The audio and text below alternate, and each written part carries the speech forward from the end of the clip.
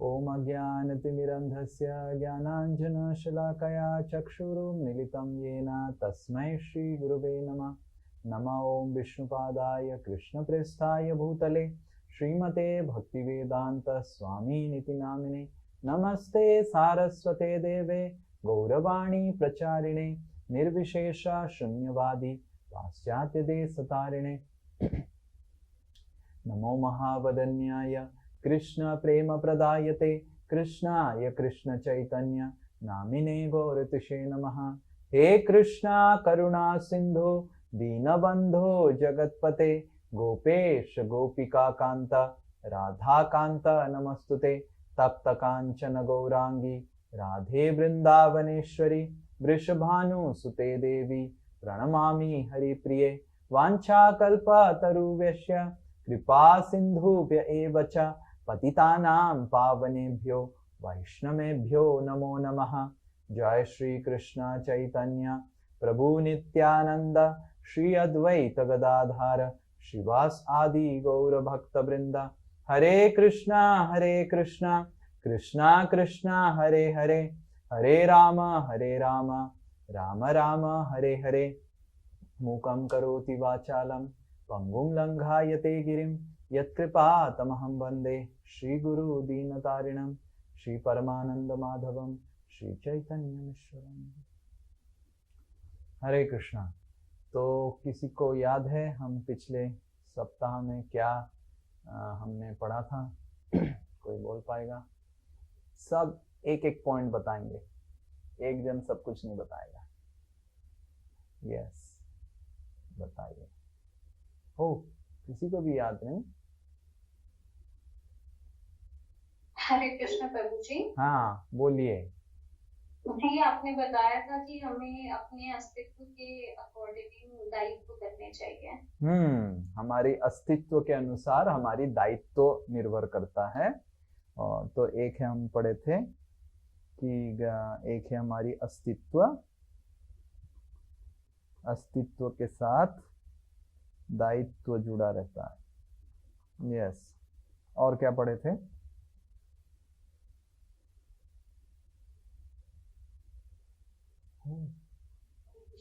हाँ।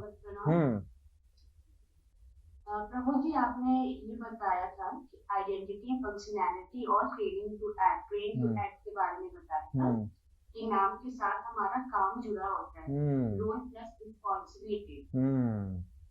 तो जैसे टीम का नाम लेते हैं हम लोग, तो हमें पता होता है कि टीम में क्या करता है। हमारे दिमाग में इमेज आ जाता है कि वो चाय लाएगा, फाइल लाएगा एंड ऑल। लेकिन वही अगर टीम बिहेव करने लगता है सीईओ की तरह, राइट को फॉलो नहीं करेगा, तो उसके लिए प्रॉब्लम्स आ जाती है लाइफ में। उसको जब वो अपने राइट को नहीं निभाएगा तो उसे कष्ट मिलेगा। या करेक्ट, वो अपने राइट को निभाएगा तो खुश रहेगा। करेक्ट। तो ये सेकेंड पॉइंट हमने देखा था कि हर अस्तित्व के साथ दायित्व जुड़ा हुआ रहता है, और अगर कोई अस्तित्व के अनुसार दायित्व निभाता है तो जीवन में उसको आनंद मिलता है। करेक्ट। मान लीजिए पियोन का अस्तित्व है, वो पियोन की दायित्व निभाएगा तो खुश रहेगा। पियोन अगर सीईओ की तरह रहेगा, वो कंपनी से निकाल दिया जाएगा और दुखी हो जाएगा। करेक्ट, ये हमने देखा। तो इसको हमने अपने जीवन से कैसे कनेक्ट किया?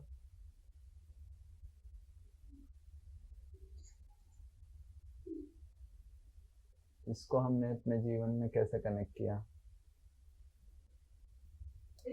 इसको प्रभु जी, परधर्म होता है, एक स्वधर्म होता है। हाँ। तो स्वधर्म में अपना शरीर का जो भी कर्म है, कार्यक्रम वो करना पड़ता है। और परधर्म मतलब आत्मा का जो सब आत्मा का भी शरीर के हिसाब से ही वो भी उसमें भी अस्तित्व, दायित्व और एक तो क्या है ट्रेनिंग, मतलब अकर्मा, ये तीनों चीज आत्मा का भी होता है। Okay, very good very good. तो उस तरह हमने देखा कि एक शरीर और आत्मा, हमारी दोनों अस्तित्व है। करेक्ट है कि नहीं? हमारी दोनों अस्तित्व है। तो मतलब अगर दोनों अस्तित्व है तो दोनों दायित्व भी रहेगा।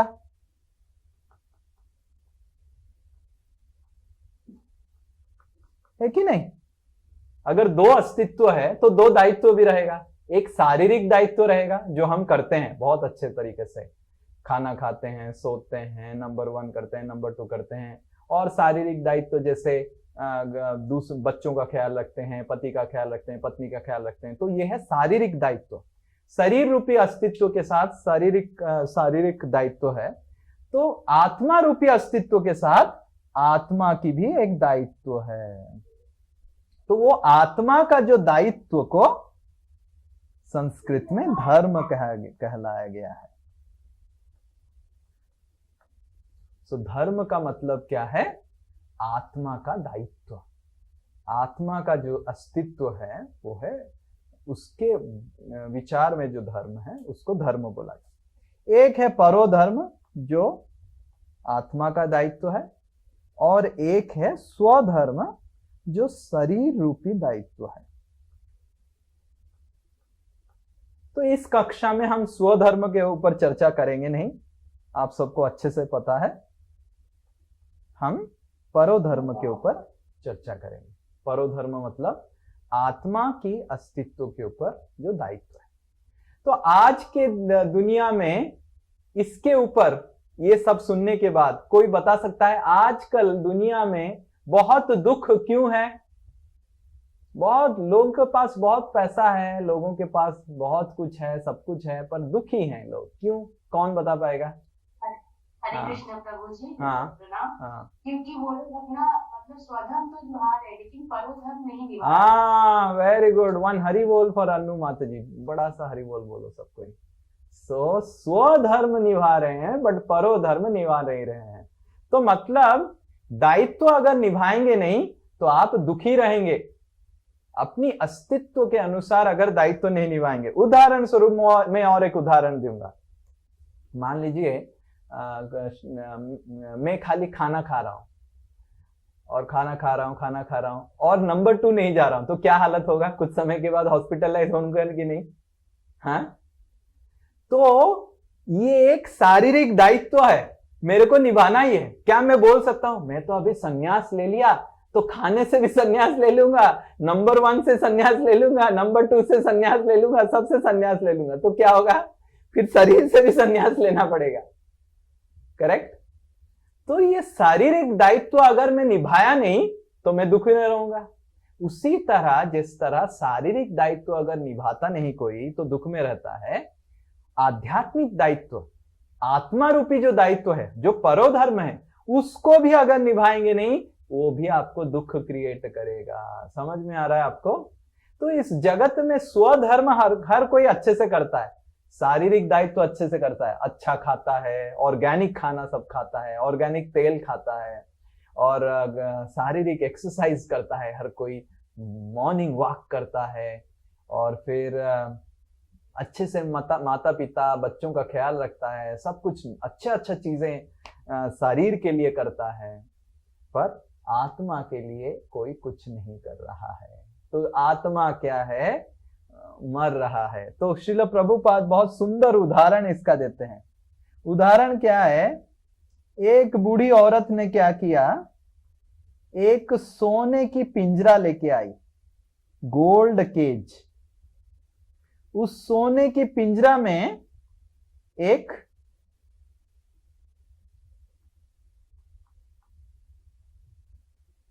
तोता को रखा। उस सोने की पिंजरा में वो एक पैरट को पालने लग गई, तोता को।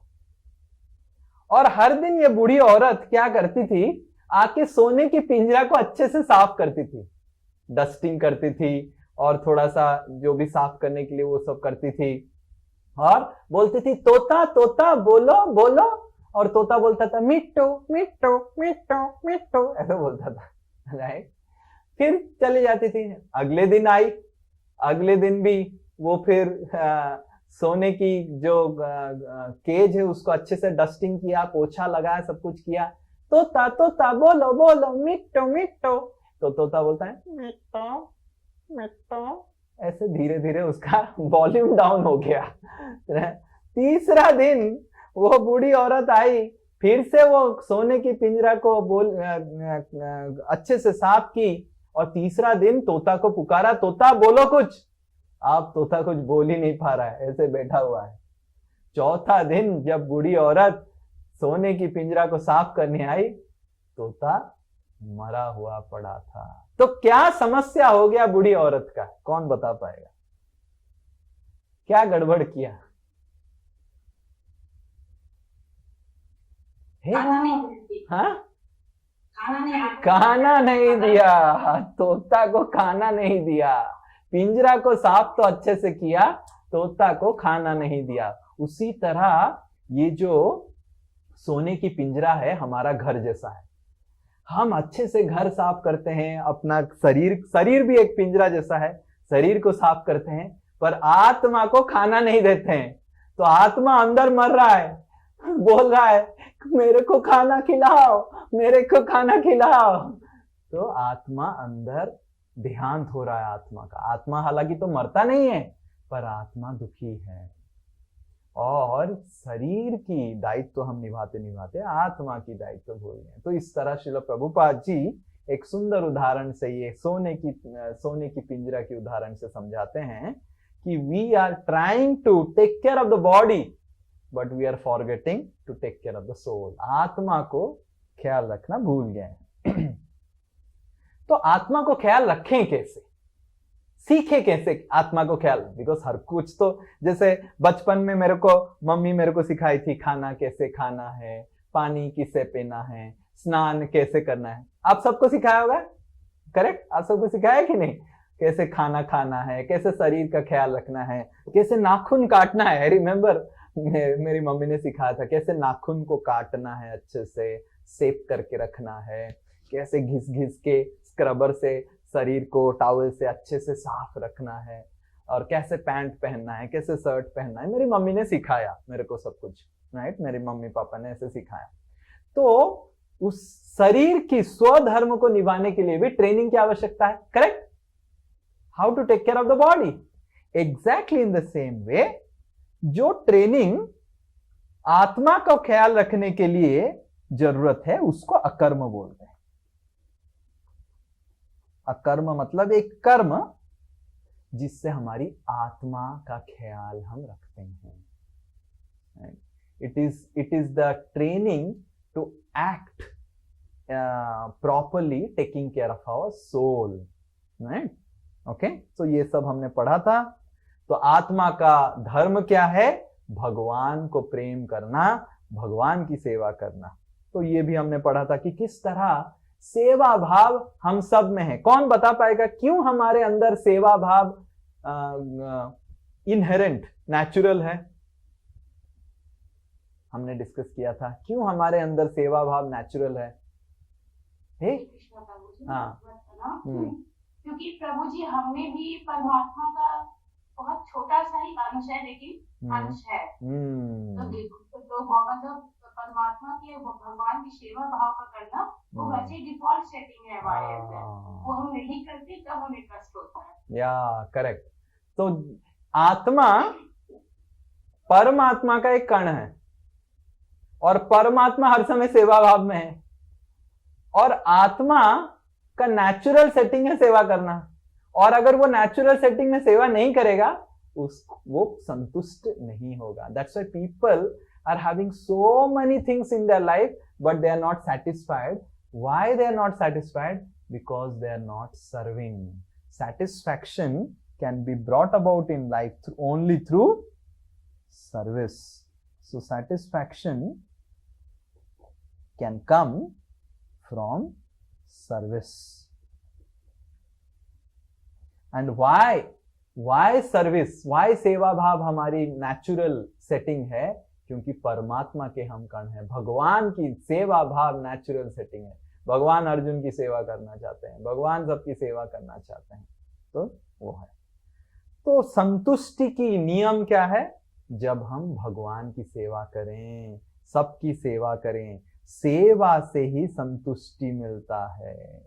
सेवा से ही संतुष्टि मिलता है। और देखिए, सेवा से जो संतुष्टि मिलता है वो शाश्वत हो जाता है। मैं एक उदाहरण आपको दूंगा। जैसे मैं किसको पूछूंगा, पूजा गुप्ता है इधर, तो पूजा गुप्ता को मैं पूछूंगा आपको रसगुल्ला अच्छा लगता है? यस, अच्छा लगता है। तो रसगुल्ला अगर अच्छा लगता है, आप कितना रसगुल्ला खा सकते हैं? म्यूट है, अनम्यूट कीजिए। हाँ, कितना रसगुल्ला आप खा सकते हैं? हाँ, 1 2 3 4 5 6? बस 2? नहीं, और भी खा सकते हैं, मान लीजिए 3।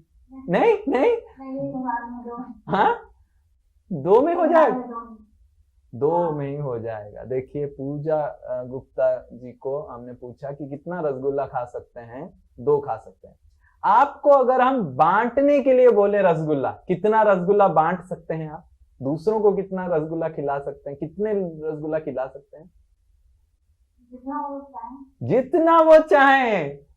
तो मतलब अगर पूजा गुप्ता जी को रसगुल्ला खाने में आनंद मिलता है, तो उनकी आनंद कितना है?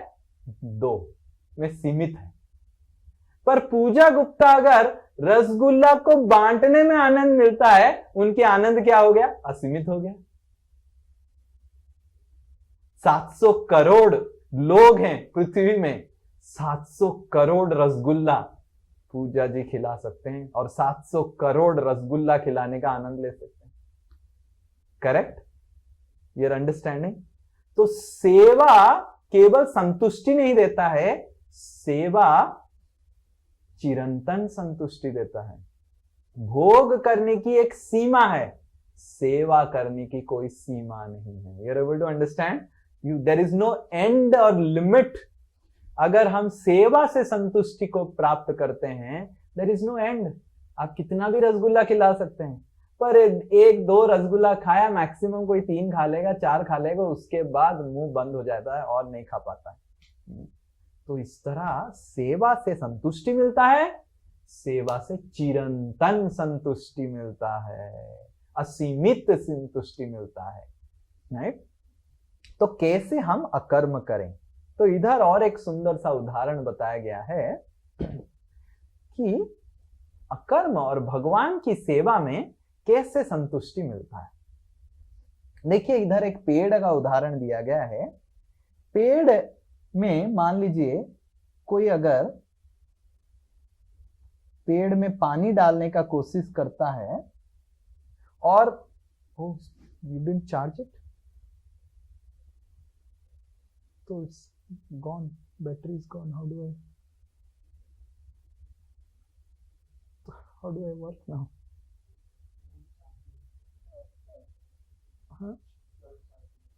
So why did you not see the charging? How do I work now? What do I do now?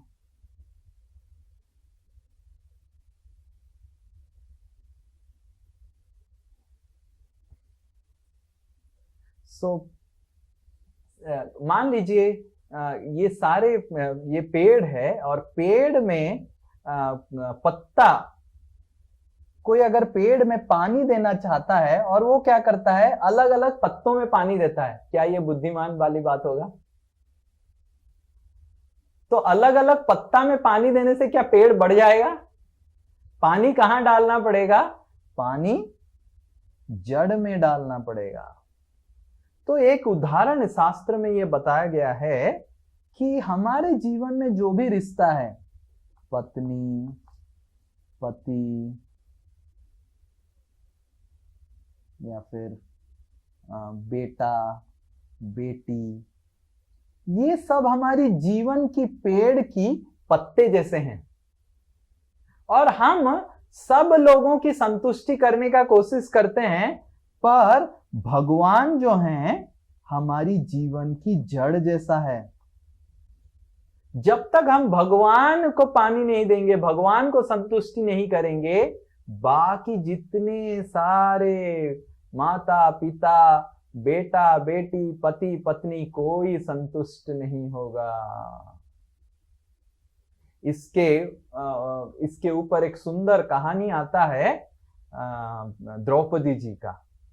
आप सब जानते होंगे, द्रौपदी जी को दुर्वासा मुनि पांडव लोगों को मिलने आए थे, खाना खाने आए थे, और दुर्योधन बोला था कि हे दुर्वासा, आप अगर मेरे सेवा से प्रसन्न हैं हस्तिनापुर में, आप जाइए, वनवास कर रहे हैं युधिष्ठिर महाराज और द्रौपदी, उनके घर में आप 60,000 शिष्यों को लेके जाइए और खाना खाने के लिए चाहिए।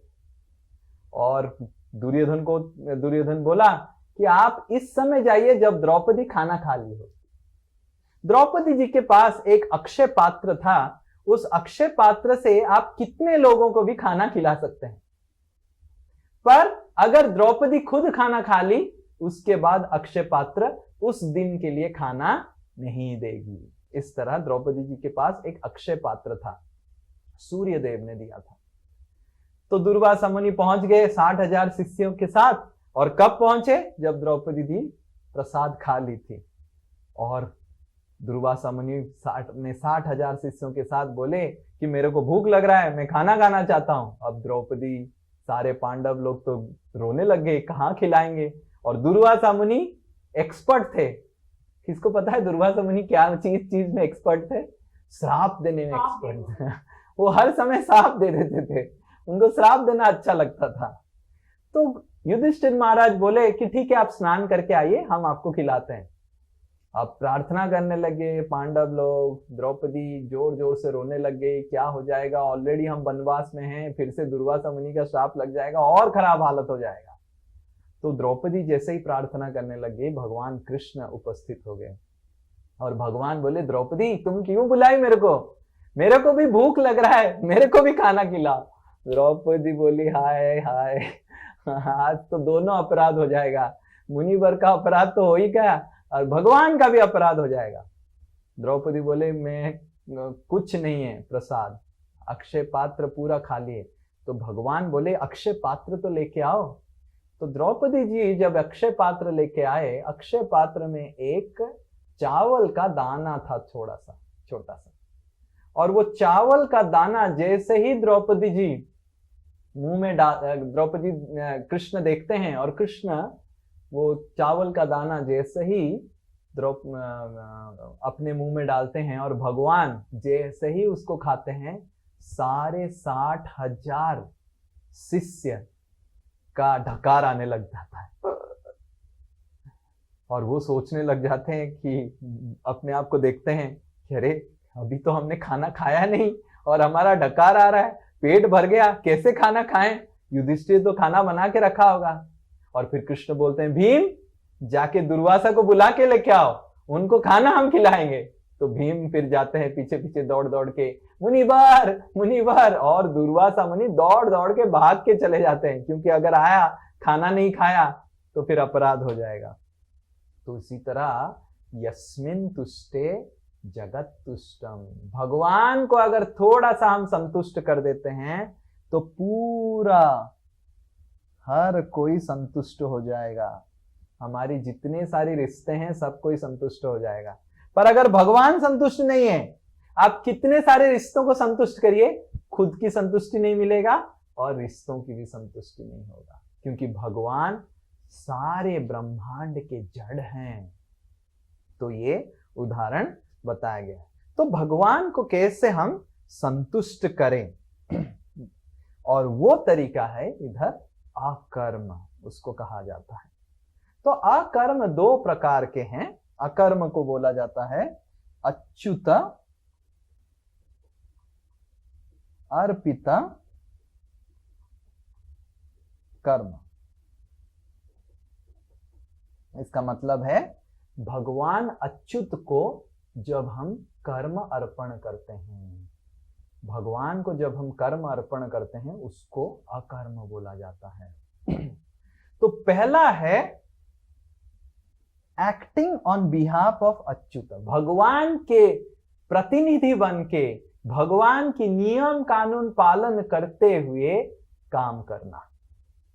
जैसे उदाहरण स्वरूप कोई जो भी हमारी दैनिक दिनचर्या है, कोई किसी का पिता है, कोई किसी का माता है, कोई एक धनी वणिक है, कोई किसी का पति है, कोई इंजीनियर है, कोई डॉक्टर है, जो भी हमारे ये सारे जो हम निभाते हैं। हरे कृष्णा, म्यूट कर दीजिए, संगीता माता जी म्यूट कर लीजिए। सो जो भी इतने सारे रिश्ते हैं उन रिश्तों को भगवान की नियम कानून के अनुसार उसको निभाना।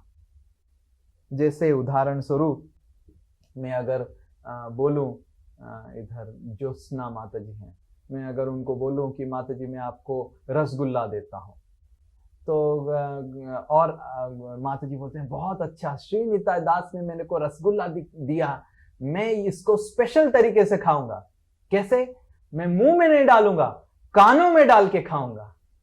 क्या ये बुद्धिमान वाला बात है? क्योंकि श्री निताई दास ने मेरे को रसगुल्ला दिया, प्रभु जी ने मेरे को रसगुल्ला दिया, गुरुदेव ने मेरे को रसगुल्ला दिया, मैं मुंह में नहीं डालूंगा, कानों में डालूंगा। ये पागलपन है। तो जिस तरह शरीर की एक नियम कानून है, करेक्ट, उसी तरह बाकी जितने सारे हम दायित्व निभाते हैं उसकी भी एक नियम कानून है। जैसे खाना, सोना, इन सब का कुछ ना कुछ नियम कानून है। और ये सारे नियम कानून भगवान ने शास्त्र में बताया है। क्या खाना चाहिए, क्या नहीं खाना चाहिए, कैसे सोना चाहिए, कैसे सोना नहीं चाहिए। आजकल हम देखते हैं लोग, शास्त्र में बताया जाता है कि पीएम में सोना है और एम में उठना है। हाँ? जैसे आजकल, जैसे मैं जब आईआईटी में पढ़ाई करता था, मैं 9 साढ़े 9 बजे सो जाता था 10 बजे, और फिर उठ जाता था 3 साढ़े 3 4 बजे, और मेरा रूम पार्टनर हंसने लगता था कि क्या ऐसे कोई करता है। मैं बोला कैसे करते हैं ना, नहीं 5 बजे सुबह सोना चाहिए और 10 बजे सुबह उठना चाहिए, ऐसे करते थे। सोचिए, हाँ, ये मूर्खता है। भगवान ने शरीर बनाया कैसे, भगवान ने नियम कानून क्या बनाया है, कब सोना है, कब खाना है, क्या खाना है, राइट। भगवान ने बोला है शास्त्र में शाकाहारी भोजन खाना चाहिए, कोई नहीं खाता है। तो यो हमारी दिनचर्या है, खाना सोना, उस दिनचर्या में भगवान की नियम कानून पालन करते हुए करना, ये अकर्म पहला चीज है। आत्मा का ख्याल रखना है। आत्मा का ख्याल रखने के लिए भगवान के अनुसार दिनचर्या करना चाहिए, अपने मन के अनुसार नहीं। मेरे को जब मन करेगा मैं वो खाऊंगा, मेरे को मन किया मुंह में रसगुल्ला डालना, मैं मुंह में रसगुल्ला डाल के खाऊंगा, मेरे को मन किया मैं कान में रसगुल्ला डालूंगा, कान में रसगुल्ला डाल के खाऊंगा। ये पागलपन है। तो उसी तरह आजकल हम देखते हैं लोग बहुत सारे नियम कानून मानते नहीं हैं भगवान की, बोलते हैं ये सब पुराने जमाने का है। तो क्या ये पुराना जमाने का नहीं है, ये भगवान की नियम कानून है। उसी तरह आजकल हम देखते हैं पिता बच्चों का ख्याल नहीं रखते हैं, माता बच्चों की हत्या कर रहे हैं, करेक्ट? हाँ, unheard of, mothers are killing their children. Why? Because people are going away from God. भगवान से दूर जा रहे हैं, इसलिए भगवान की नियम कानून से दूर जा रहे हैं। पति लोग पत्नी लोगों को हत्या कर रहे हैं, पत्नी लोग पति लोगों को हत्या कर रहे हैं। हाँ, क्या कैसे दुनिया हो गया, सोचिए। और जो हर कोई खाली पैसा पैसा पैसा सोचता रहता है, कैसे मैं पैसा कमाऊं। तो और इसीलिए कोई शादी भी नहीं करना चाहता है। सब लोग सोचते हैं ऐसे ही हम रह जाएंगे, शादी नहीं करेंगे। देयर इज नो कमिटमेंट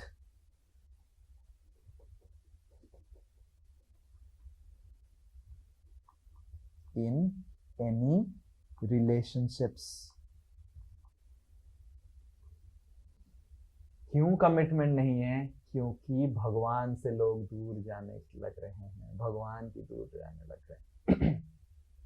तो ये जितना सारा नियम कानून है, ये शास्त्र में वर्णित किया गया है। भगवान नियम कानून देते हैं, एक पिता को कैसे पिता का धर्म निभाना चाहिए, एक माता को कैसे माता का धर्म निभाना चाहिए, एक पति को कैसे करना चाहिए, पत्नी को कैसे करना चाहिए, एक बिजनेसमैन को कैसे करना चाहिए, एक इंजीनियर को कैसे करना चाहिए। हर चीज का शास्त्र में नियम कानून बताया गया है। भगवान नियम कानून देते हैं, और उस नियम कानून के अंदर जो पालन करते हुए जो अपनी दिनचर्या भगवान को केंद्र करके करता है, वो अकर्म का पहला लक्षण है, राइट। तो इसीलिए ये श्लोक आता है भगवद गीता की 3 अध्याय की 30 नंबर श्लोक में। इधर हम देखिए, एक जन उच्चारण कर सकता है, मयि सर्वाणि कर्माणि। एक जन अनम्यूट करिए। सर्वाणि कर्माणि संन्यास्य आध्यात्म चेतसा।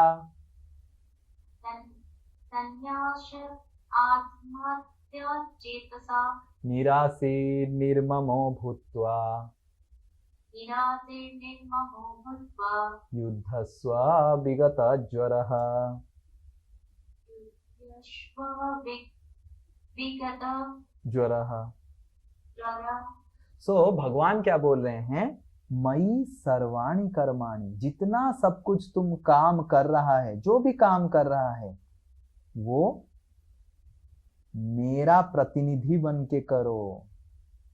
तुम अगर किसी का पिता है तो क्या सोचो कि मैं पिता नहीं हूं, भगवान ने मेरे को इसका पिता बनने का रोल निभाने के लिए दिया है, सेवा दिया। तुम अगर किसी का माता हो, मैं माता नहीं हूं, भगवान ने मेरे को यह सेवा दिया है किसी को सेवा करने के लिए माता के हिसाब से। मैं पिता नहीं हूं, मैं माता नहीं हूं, मैं भगवान ने मेरे को ये दायित्व दिया है किसी का माता, किसी का पिता। तो भगवान अर्जुन को बोल रहे हैं अकर्म मतलब क्या है, मेरे लिए तुम मेरे प्रतिनिधि बन के। कौन बता पाएगा, अगर इस तरह हम भगवान की प्रतिनिधि बन के सारे रिश्ते निभाएं, सारा चीज करें, तो फायदा क्या होगा, क्या अंतर हो जाएगा हमारे जीवन में।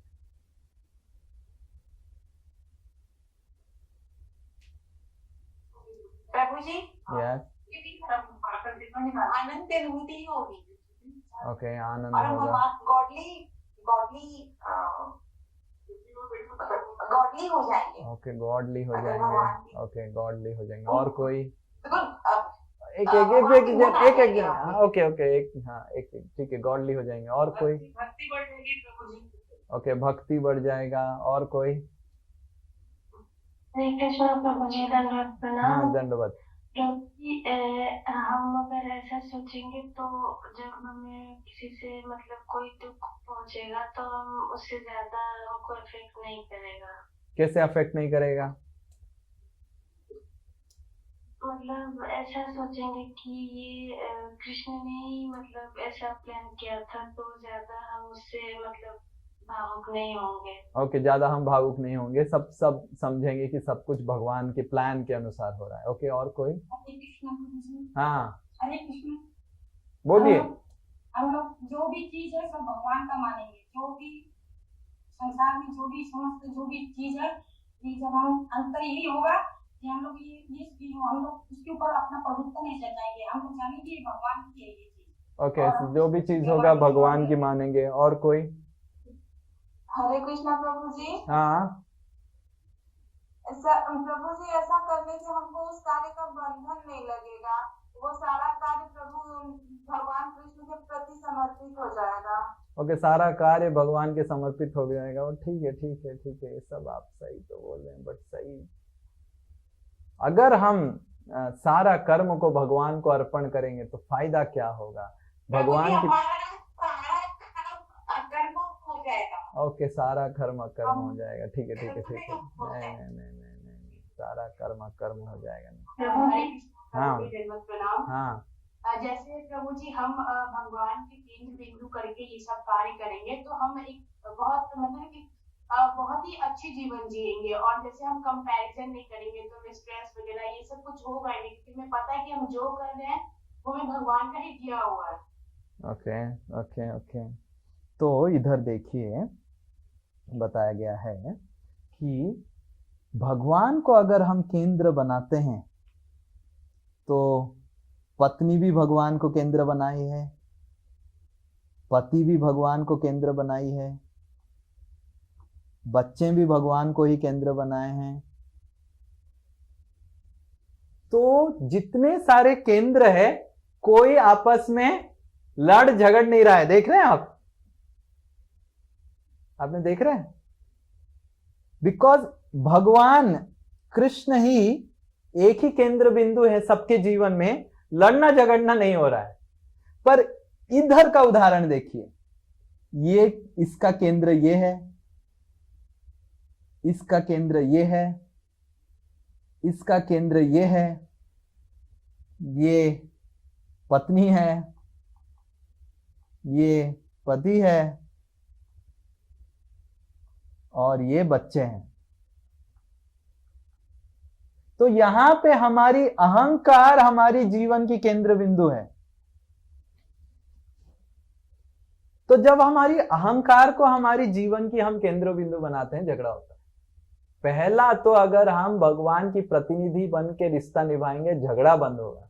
और झगड़ा हो रहा है इसका मतलब यह है अभी भी भगवान हमारे जीवन की केंद्र बिंदु नहीं है, नहीं है, नहीं है।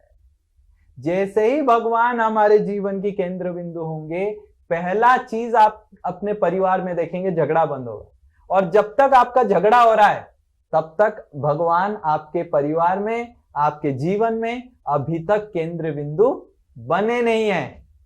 अभी भी आप अपनी अहंकार को अपना केंद्र बिंदु बना के रखे हैं। वो कोई भी झगड़ा हो, पति पत्नी में हो, भाई भाई में हो, भाई बहन में हो, बहन बहन में हो, या जैसे भी झगड़ा हो, झगड़ा का मतलब है आप अपनी अहंकार आपकी केंद्र बिंदु है अपने जीवन में। भगवान अभी भी आपके जीवन की केंद्र बिंदु बने नहीं है। तो पहला चीज, जब हम भगवान को अपने जीवन की केंद्र बिंदु बनाएंगे, उसका फायदा ये होगा, झगड़ा बंद हो जाएगा। और अगर झगड़ा बंद हो गया है, तब आपको पता चलेगा कि भगवान केंद्र बिंदु बन गए। और झगड़ा हो रहा है, इसका मतलब अभी भी मैं अपनी अहंकार को केंद्र बिंदु रखा हूं। ये पहला चीज है। दूसरा चीज उदाहरण बताया गया है इधर, देखिए कि भगवान को जब हम कर्म करते हैं, जैसे एक व्यक्ति सोच सकता है कि मैं बेटा हूं, वो सोच सकता है कि मैं बेटा नहीं हूं, भगवान ने मेरे को किसी का बेटा बनाने के लिए सेवा दिया है, मैं अपने पिता माता का भगवान की प्रतिनिधि बन के सेवा कर रहा हूं। उससे फायदा क्या होगा? उससे फायदा होगा, देखिए सूरज जो होता है, ये नमकीन पानी को ले लेता है और सादा पानी, मीठा पानी बना के बारिश के रूप में छोड़ देता है। उसी तरह भगवान को भी सूर्य के साथ तुलना किया गया है। जब हम अपने कर्मों को भगवान को अर्पण करते हैं, हमारे कर्म मीठे हो जाते हैं, मीठे हो जाते हैं। वही कर्म जो खट्टा रहता है, वो कर्म का खट्टापन चला जाता है। जो भी कर्म आप करेंगे, थोड़ा तो खट्टापन है। इसीलिए शादी से पहले क्या श्लोक उच्चारण किया करते हैं पंडित जी? मंगलम भगवान विष्णु, मंगलम गरुड़ध्वज, मंगलम पुंडरीकाक्ष, मंगलाय तनोहरि। ये तो उच्चारण तो करते हैं, पर शादी के बाद मंगल होता नहीं, अमंगल ही होता है। क्यों अमंगल होता है? क्योंकि हरि को हम केंद्र बिंदु बनाए नहीं शादीशुदा जीवन में। हम अपनी अहंकार को केंद्र बिंदु बनाते हैं। लड़की सोचती है अब तो बस मैं ही रानी हूं इस घर की, और कब रानी बनूंगी। और लड़का क्या सोचता है? मैं राजा हूं। और सासू मां क्या सोचती है कि है तुम लोग हट जाओ, मैं तो राजमाता हूं।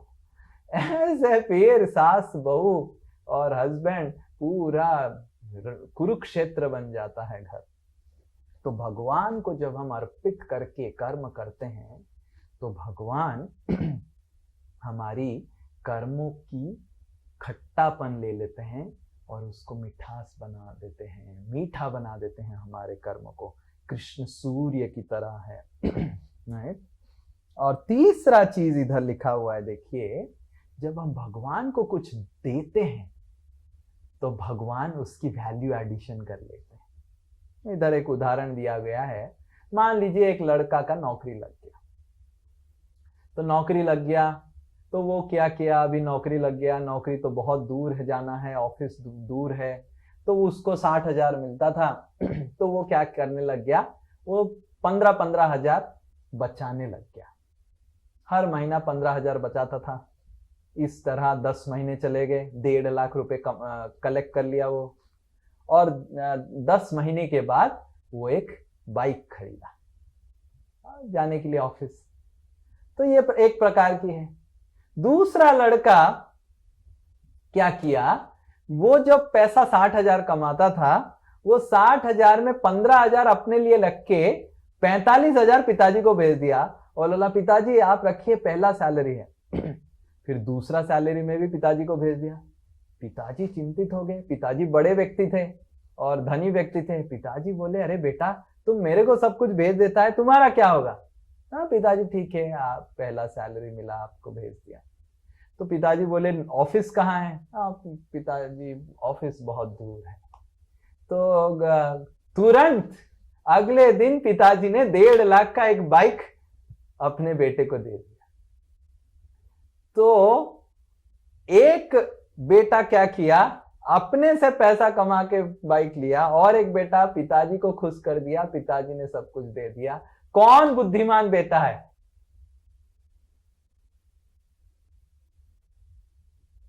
जिसने पिताजी को दिया। हाँ, जिसने पिताजी को दिया, क्योंकि पिताजी बड़े माननीय हैं। तो उसी तरह जो भगवान को देता है वो हर समय बुद्धिमान व्यक्ति निकलता है, क्योंकि भगवान हमारे लिए कुछ नहीं चाहते हैं। जैसे सुदामा ने भगवान को क्या दिया?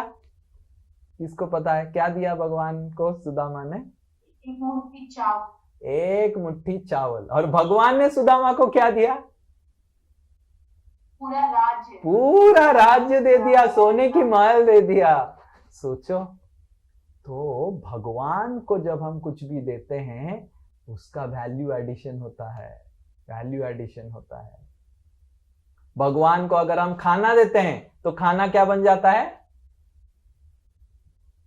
प्रसाद। प्रसाद। भगवान को हमारा गाना देते हैं तो गाना क्या बन जाता है? भजन, कीर्तन। भगवान को अगर हम लक्ष्मी देते हैं, धन देते हैं अपना, धन क्या बन जाता है? दान। दान बन जाता है, दान बन जाता है। और वो दान कितना गुना गुना गुना लक्ष्मी बढ़ा देता है, दान बन जाता है। भगवान को अगर हम घूमना, टूर प्रदान करते हैं तो वो टूर क्या हो जाता है? यात्रा बन जाता है, तीर्थ बन जाता है, यात्रा बन जाता है। तो उसी तरह भगवान हम भगवान को जब हम देते हैं, हमको कभी कंजूसी नहीं करना चाहिए। भगवान को देने के लिए हमको हर समय सोचना चाहिए भगवान को देने से फायदा किसका है? हमारा फायदा है। भगवान को कुछ नहीं चाहिए। आपको समझना चाहिए भगवान को कुछ नहीं चाहिए हमसे, भगवान को केवल प्रेम चाहिए। और भगवान को अगर हम देंगे फायदा हमारा ही होगा, भगवान का कुछ फायदा नहीं। भगवान को कुछ चाहिए ही नहीं, पर फायदा भगवान का होगा, हमारा ही फायदा होगा, भगवान का कुछ फायदा नहीं होगा। तो इधर 3 चीज लिखा गया है और एक चीज इधर लिखा हुआ है, अगर भगवान को देंगे तो क्या होगा। एक है बी कर्म, एक है अकर्म। एक भक्त भी सब कुछ करता है। देखिए जो भगवान की भक्ति करता है वो भी खाना खाता है, और जो भगवान की भक्ति नहीं करता है वो भी खाना खाता है। जो भगवान की भक्ति करता है वो भी सोता है, जो भगवान का नाम नहीं लेता है, हरि नाम नहीं करता है, वो भी, उसको भी सोना पड़ता है। वो भी नौकरी करता है, ये भी नौकरी करता है। पर अंतर कहाँ है? अंतर इसमें है, इधर देखिए लिखा हुआ है। जैसे अर्जुन भी तीर चला रहे थे, दुर्योधन भी तीर चला रहे थे, है कि नहीं? एक्टिविटी, कर्म तो सेम ही है, पर अर्जुन और दुर्योधन के कर्म में अंतर क्या है? अंतर क्या है? अर्जुन है वो श्री कृष्ण के उस पे वो चला रहे थे, उनके साथ थे वो। अर्जुन भगवान के लिए चला रहे थे और दुर्योधन भगवान के विरोध में चला रहा था। इसीलिए ये अच्युत अकर्म का मतलब है। इधर एक उदाहरण दिया गया है। मान लीजिए एक सैन्य है, सोल्जर है। तो ये सैन्य जो है, ये सैन्य बॉर्डर में 3-4 टेररिस्ट को मार गिरा है और सैन्य कलकत्ता से था। This soldier was from Calcutta.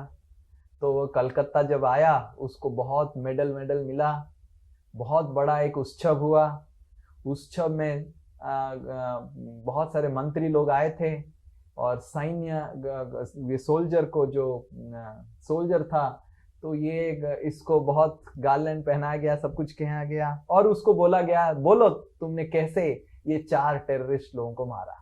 तो वो पूरा दिखा रहा था कैसे मैं मारा, कैसे किया, और ऐसे बताते बताते वो एक उधर जो उत्सव करने अटेंड करने आया था फंक्शन, उसको उड़ा दिया, उसको मार दिया। अब क्या होगा बताइए।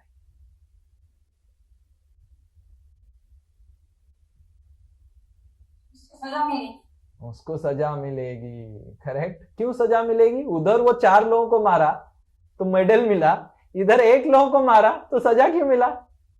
वो सरकार के लिए करा था, देश के लिए करा था। वो देश के लिए किया और इधर वो अपनी मन लगा के किया। आपको अभी समझ में आया कि जो सैन्य है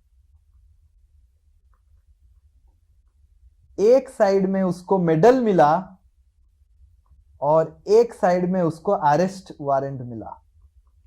क्यों ऐसे? क्योंकि एक साइड वो सरकार के अनुसार कार्य किया और एक साइड वो सरकार के विरुद्ध कार्य किया। तो इसीलिए हमारा सरकार जो है वो भगवान है। भगवान क्या है? सरकार के भी सरकार है। सारे सरकार के सरकार भगवान है। तो भगवान की नियम कानून जब हम पालन करते हैं तब वो अकर्म कहा जाता है। तो भगवान के अनुसार पहले तो हमको नियम कानून जानना पड़ेगा। खाने में क्या नियम कानून है, क्या खाना चाहिए, क्या नहीं खाना चाहिए, कैसे सोना चाहिए, राइट, और कैसे नौकरी करना चाहिए, कैसे माता बनना चाहिए, कैसे पिता बनना चाहिए। तो सब चीज के लिए, हर दिनचर्या के लिए भगवान ने नियम कानून बनाया है, शास्त्र बनाया है, और उसको पालन करेंगे तो हमारे जीवन में आनंद मिलेगा। तो ये पहला अकर्म है। पहला अकर्म मतलब हमारी दिनचर्या को भगवान की प्रतिनिधि बन के करना, भगवान की नियम कानून पालन करते। और जो दूसरा है हम वो अगले कक्षा में देखेंगे कि दूसरा अकर्म क्या है। पहला है हमारी दिनचर्या को भगवान के अनुसार, भगवान की नियम कानून के अनुसार करना। हरे कृष्ण। किसी का कोई प्रश्न है? जैसे कि हम लोग कभी सफर में जाते हैं। आप अभी क्या कहाँ जाते हैं? जैसे हम लोग सफर में गए होते हैं। हाँ। तो कभी मेरा अगर माला थोड़ा टूट गया तो अगर हम सफर में माला कर रहे हैं तो बहुत लोग, मतलब जैसे कि जो बगल वाले लोग होते हैं, मतलब जो फैमिली मेंबर्स भी होते हैं, वो कहते हैं कि ये क्या दिन है, तुम माला लेके बैठी रहती हो, और कोई तो मतलब सफर में आए हो तो हम लोग के साथ एंजॉय करो, क्या माला कर रही हो। तो प्रभु जी लोगों को जवाब देने से नहीं बताती, कैसे न बोल। तो आपको एक समझना चाहिए, हमारे परिवार वर्गों को हमको जवाब नहीं देना चाहिए। तो उनको पता नहीं, वो भगवद गीता पढ़े नहीं, क्लास अटेंड नहीं किए, वो अज्ञान में है, उनको समझ में नहीं आया, तो उनको जवाब नहीं देना चाहिए। हमको उनको क्या बोलना चाहिए? देखिए, एंजॉय करेंगे, कैसे करेंगे एंजॉय? मन चाहिए ना एंजॉय करने के लिए। तो मन अगर शांत नहीं है तो कैसे एंजॉय करेंगे? तो ये मंत्र जो है मैं उच्चारण कर रहा हूं, मन को शांत करता है। तो अगर मैं खाना खा रहा हूं शरीर के लिए, शरीर की पुष्टि के लिए, मन की पुष्टि के लिए भी तो कुछ करना चाहिए दिन में। ऐसे नहीं कि उनको बोलिए कि ठीक है आप सफर करने आए तो खाना क्यों खा रहे हैं, खाना बंद कर दीजिए। हाँ, अरे शरीर को तो खाना पोषण देना पड़ेगा। तो उसी तरह अगर सफर कर रहे हैं खाना भी खाना पड़ेगा, नहीं तो सफर करना पड़ेगा। तो उसी तरह अगर हम सफर कर रहे हैं तो मन को भी खुराक देना पड़ेगा। तो वो आत्मा के बारे में शायद नहीं समझ सकते हैं हमारे आपके जितने सारे परिवार लोग हैं, पर मन को जरूर समझ सकते हैं। और आप बता सकते हैं कि देखिए मन जब प्रॉब्लम आ जाता है, कितने लोग आजकल मन दूषित हो जाता है, कितने लोग सफर करने गए हैं, लड़की लोग अपने हस्बैंड को मार दिए हैं सफर करते समय। क्यों ऐसा हुआ? क्योंकि वो लड़की का मन अपने कंट्रोल में नहीं था। हाँ, कितने लड़के लोग अपनी पत्नी को सफर में लेके गए और सफर में ही पत्नी को हरे कृष्णा कर दिया। क्यों कर दिया? क्योंकि उसका मन कंट्रोल नहीं है। तो सफर करो, सफर के समय शरीर का भी ख्याल रखो और सफर के समय मन का भी ख्याल रखो। ऐसा नहीं कि सफर कर रहे हैं तो खाना नहीं खाएंगे। उसी तरह जिस तरह सफर के समय शरीर को भी खाना देने की जरूरत है, सफर के समय मन को भी खाने देने की जरूरत है। और वही मैं कर रहा हूं। मन को थोड़ा खाना दे दिया, 10-15 मिनट 20 मिनट थोड़ा मैं हरिनाम कर दिया, मन को खुराक दे दिया। तो मैं गलती कहां किया? ऐसे प्रश्न पूछ सकते। समझ में आया? पर हमको परिवार लोगों से बहुत बहस नहीं करना चाहिए, क्योंकि उनको पता नहीं, बहस करेंगे वो कुछ और बोलेंगे, आप कुछ और बोलेंगे, तो फिर सफरिंग में भी परिणत हो जाएगा।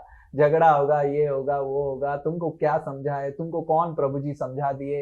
ये प्रभु जी तो कुछ उनका घर द्वार नहीं है, सब छोड़ छाड़ के तुमको क्या ज्ञान दे दिए, पागल हो गई हो तुम, ऐसे ऐसे बोलेंगे। फिर झगड़ा होगा, फिर और झगड़ा बढ़ते जाएगा। आपको बोलना चाहिए कि ये मेरे मन को शांत करता है और ये मन के लिए बहुत जरूरत है, इसीलिए इसको मंत्र बोला जाता है। जिस तरह खाना शरीर को पोषण देता है, मंत्र मन को पोषण देता है।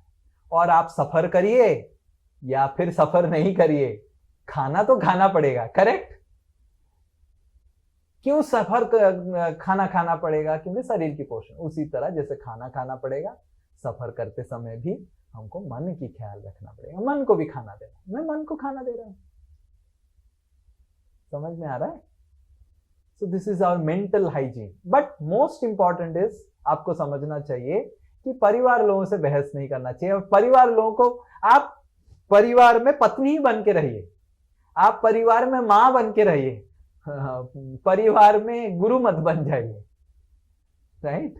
तो वो अगर बहुत सारा प्रश्न आपको पूछ रहे हैं तो आप बोल सकते हैं, देखिए मैं तो पता नहीं बहुत ज्यादा, आप प्रभु जी से पूछ सकते हैं, मैं नंबर दे देता हूं, तो आप बात कर लीजिए।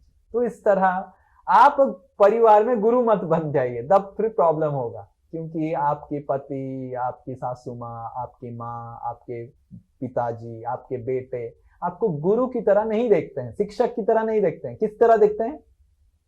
एक माँ की तरह देखते हैं, एक पत्नी की तरह देखते हैं, बहू की तरह देखते हैं, या फिर बेटी की तरह देखते हैं। तो आप वो बने रखिए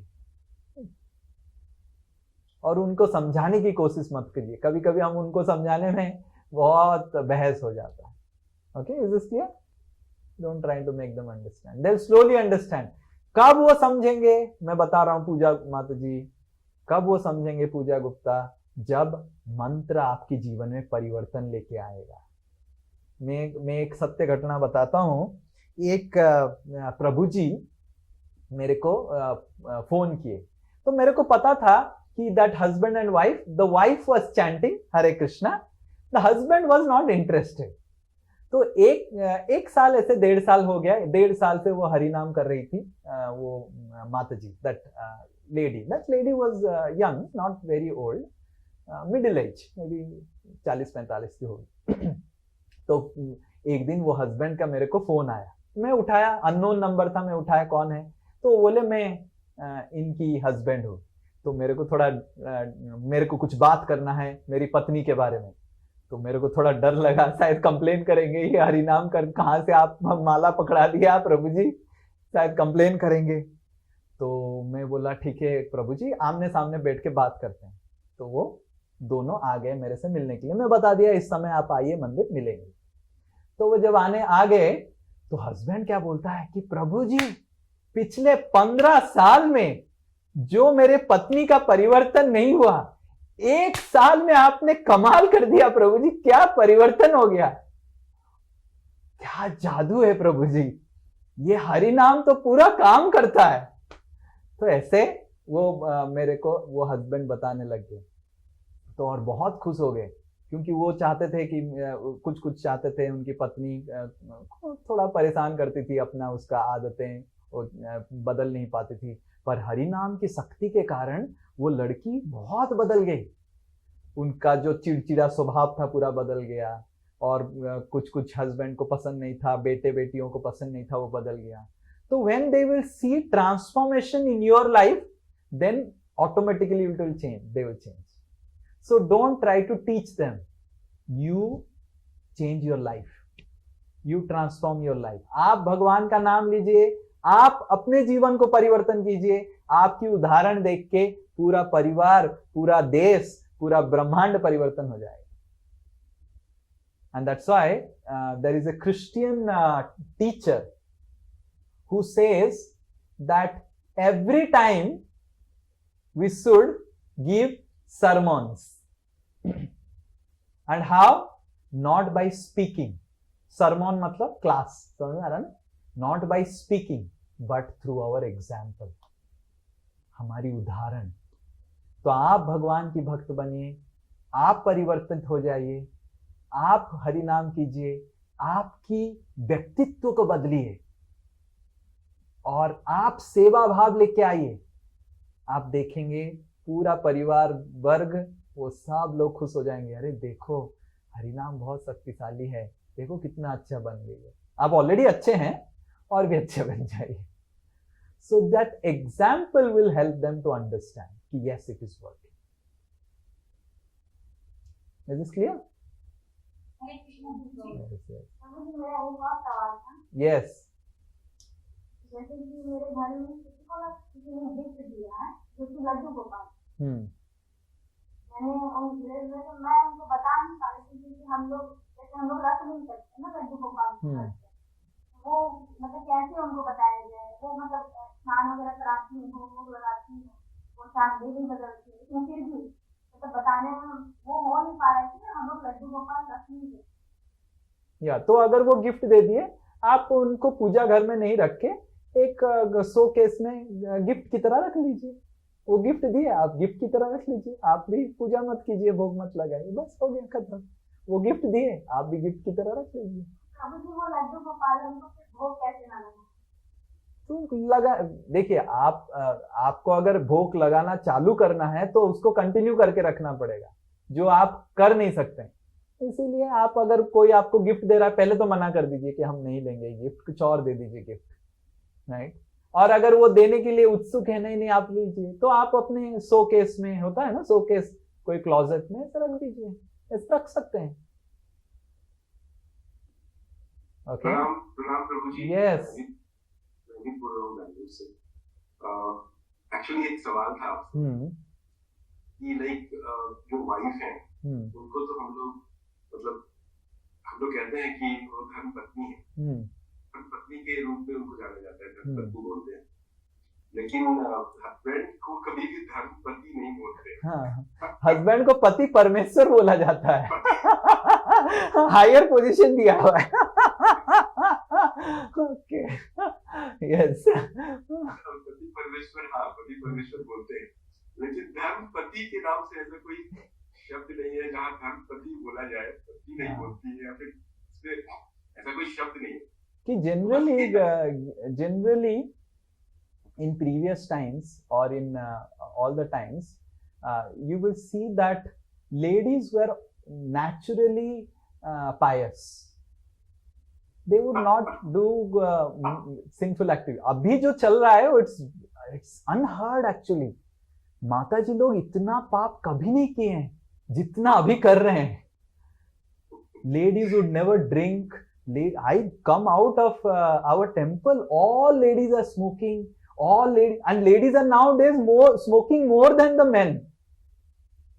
Ladies are drinking more than men, but generally in previous times ladies were naturally very very pious, very spiritual, and men were sinful.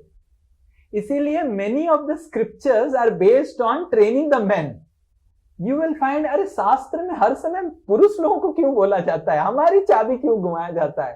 Because पत्नी जो लड़कियां लोग, there were rare instances that girl will murder someone, girl will do something. They were naturally pious. It's not that they were completely pure. They had also material desires. उनके भी भौतिक इच्छाएं थी. But generally the ladies would not do sinful activities. They were more into pious activities. But men would do a lot of sinful activities. They would go for hunting, they will kill, they will do this, they will do that, because they had a lot of power also. So that's the reason they were called as Dharma Patni at that particular Yeah, point in that's time. why the reason it is called Dharma Patni, because But nowadays- generally people used to get married those times to improve their spirituality. वो धर्म पत्नी को लेके आएगा, वो धर्म भी लेके आएगी, राइट? एंड मेरे को धार्मिक कार्य में लगाएगी. अभी तो लड़की आती है तो हस्बैंड जो धार्मिक है उसको अधार्मिक करके लेके चली जाती है. हम देखते हैं, हम जब भगवत गीता देने जाते हैं तो वो Prabhu ji is interested, that husband is interested. हाँ, मैं भगवत गीता पढ़ूंगा. वो लड़की बोलती है, पत्नी बोलती है, देखो भी मत, वो प्रभु जी का तो सब चला गया है, तुम्हारा भी सब लेके चला जाएगा, मेरे को छोड़ के तुम चला जाएगा, ऐसे पत्नी बोलती है. But generally ladies were never like this. Somehow, I don't know how the ladies have become like this. What has happened, we really don't know. But ladies were very pure, and that's why it is called Dharma Patni, because generally men were sinful. Men were, it's not that men were sinful, all men, we cannot generalize anything, because Supanekha was also there in previous time. But what I'm talking about a generic sense. In generic sense, it was seen that men were more sinful than the ladies. Ladies were much more pious, and people would get a lady to improve their piety, improve their spiritual habits. Men would be mostly involved in karmas like going for office, job, doing their profession, and the ladies would help the men to become pious. They would hear some Bhagavad Katha and speak to the men about what they heard from some Maharaj or something like that. So probably the role and responsibility also of women has been changed nowadays, because earlier No, roles and responsibilities were not changed. It's not that in previous times women were not working. This is a wrong conceptions that Britishers have put in India to tell that women were always दबाए रखा जाता था, उनका कोई freedom नहीं था, उनको कुछ कोई काम नहीं. Previous times women were also working, but husband and wife used to work together. Husband and wife were having the same profession. शादी भी वैसे ही होता था. वैश्य से शादी करेगा तो दोनों मिल के बिजनेस करेंगे. तो क्षत्रिय क्षत्राणी से ही शादी करेंगे. दोनों husband and wife also. Wife was no less. Draupadi, if you hear about Draupadi, she was no less. She was a kshatrani. So that used to happen. So women and men, they used to work together as a unit, and उससे एक team feeling भी होता था, right?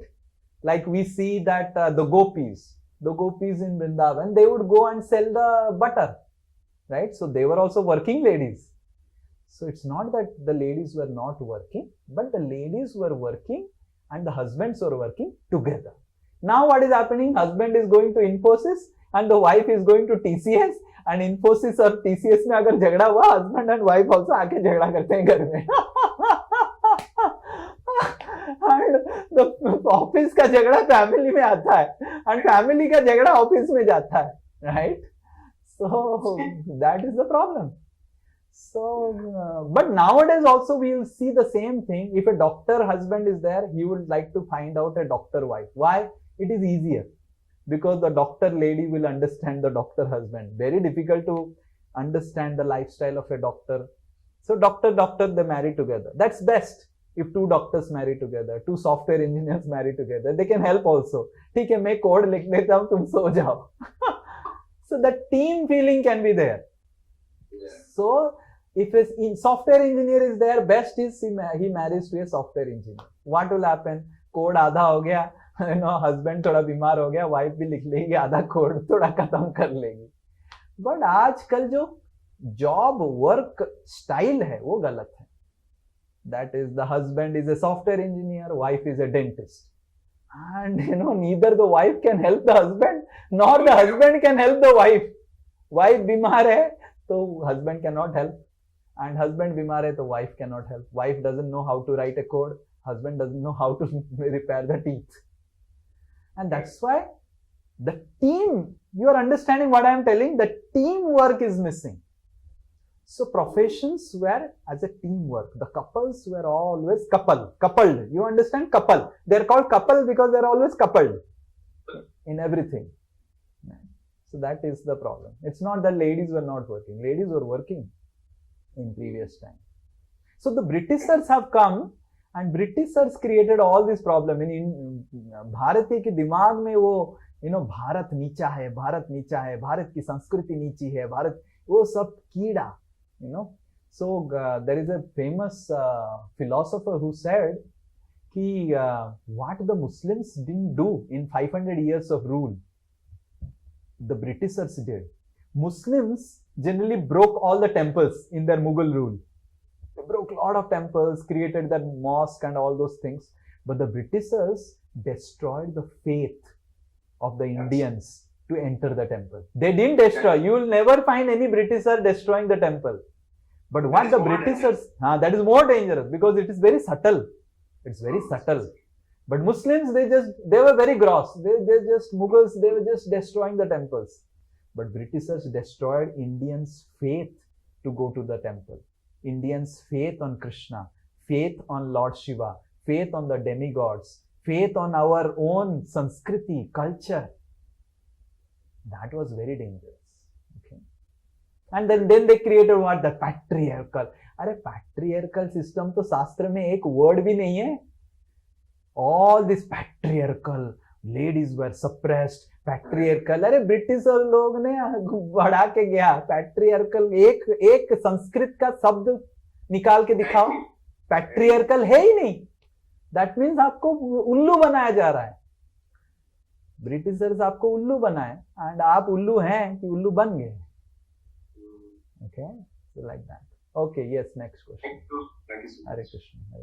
हरे कृष्ण प्रभु जी. हाँ, बोलो. अगर बच्चे बहुत एम्बिशियस हो, मतलब एम्बिशियस इन सेंस से मनी अर्निंग करना है, ये करना है, दुनिया को देखना है, घूमना है, तो उस लोग को मतलब शास्त्र के अनुसार किस तरीके से उन लोग को मतलब सुनने भी उन लोग तैयार हो और उनको शिक्षा भी दी जाए. देखिए, उनको घूमने का अगर इच्छा हो रहा है तो उनको घूमने दीजिए. अर्जुन भी तो सब जगह घूम के आए थे. उनको बोलिए, अर्जुन भी घूम के आए थे, आप भी घूमिए, पर भगवान को मत भूलिए घूमते समय. नहीं तो घूमना, शास्त्र, ambition, scriptures are not against ambition. Who can be more ambitious than Arjuna? Arjuna सबसे बड़े एम्बिशियस थे. Who can be more ambitious than Dhruva? तो शास्त्र एम्बिशन तो बताता है, but you should understand, tell your children not to forget God. Arjuna was competent, Arjuna was ambitious, but वो भगवान को कभी भूले नहीं. Is this clear? Okay? Okay, Hare Krishna. We will end here. It's already late. Srila Prabhupada ki jai. Hare Krishna. Thank you so much.